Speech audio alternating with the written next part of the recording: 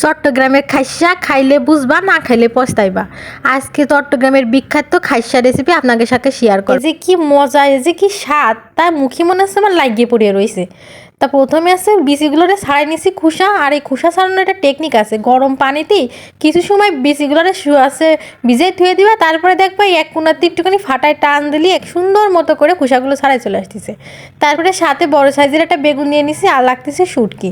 চট্টগ্রামের মানুষ কিন্তু এটা আবার ওই যে ছুরি শুটকি দিয়ে বেশি খায়, তবে লোটা শুটকি দিয়েও খাওয়া যায়।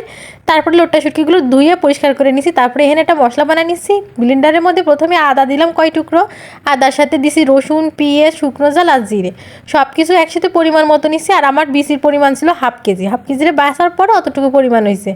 এবার আসছে মূল রান্নায় চলে আসি। এবার কড়ার মধ্যে তেল দিয়ে এর মধ্যে দিয়ে দিলাম আছে পেঁয়াজ, আর আছে কয়েক কোয়া রসুন। এবার রসুন আর পেঁয়াজটা যখন হালকা একটু ভাজা হয়ে যাবে, তখন ওই যে বাইটে রাখিলাম মশলাটা, ওইটা এবার দিয়ে দেবো এর মধ্যে।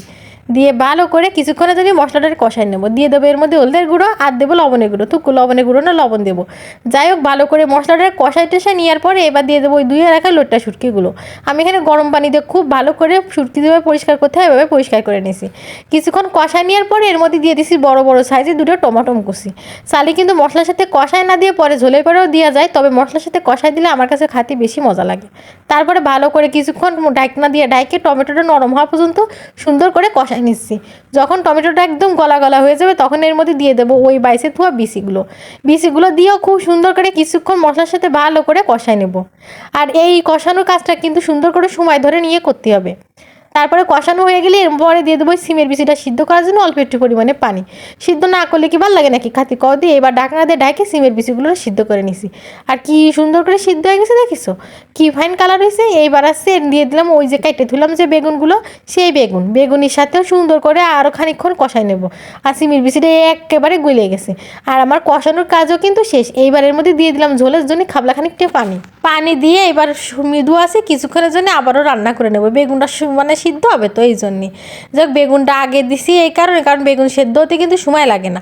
আর আমার ঝোলটা আমি যেরকম পরিমাণ রাখবো সেই রকম কিন্তু হয়েছে। বেশি ঝোল রাখলে আবার ভালো লাগে না, গা মাখা হলে নামাই নেব। এই ব্যাস, এই আমার বিখ্যাত এই ঐতিহ্যবাহী চট্টগ্রামের এই খাইসা রেসিপি কিন্তু পুরোপুরি আর চট্টগ্রামের কোন বুগো আমার ভিডিও দেখতেছো আর আমার রান্নাটা ঠিক আছে নাকি অবশ্যই কিন্তু কমেন্ট করে যাবা। এইবার গরম গরম ভাতের সাথে নিয়ে বসে পড়লাম খাওয়ার জন্য। চালিয়ে আমি মনে হলো কি আটার রুটির সাথে খাতেও কিন্তু এটা ফাইন মজা লাগবে। এদের আমার বেগুনটা দেখো দিন কি সুন্দর টস টস হয়ে গেছে, আর সিমের বিচিটা ধরার আগে তা খুলে পড়তেছে। আর সিমের বিচিটা একটু গলা গলা হলে না গ্রেভিটা খাতে বেশি ফাইন লাগে। গরম গরম ভাতের সাথে মাখায় নিয়ে খাতে যে কি স্বাদ লাগতেছিল গো, কি কব।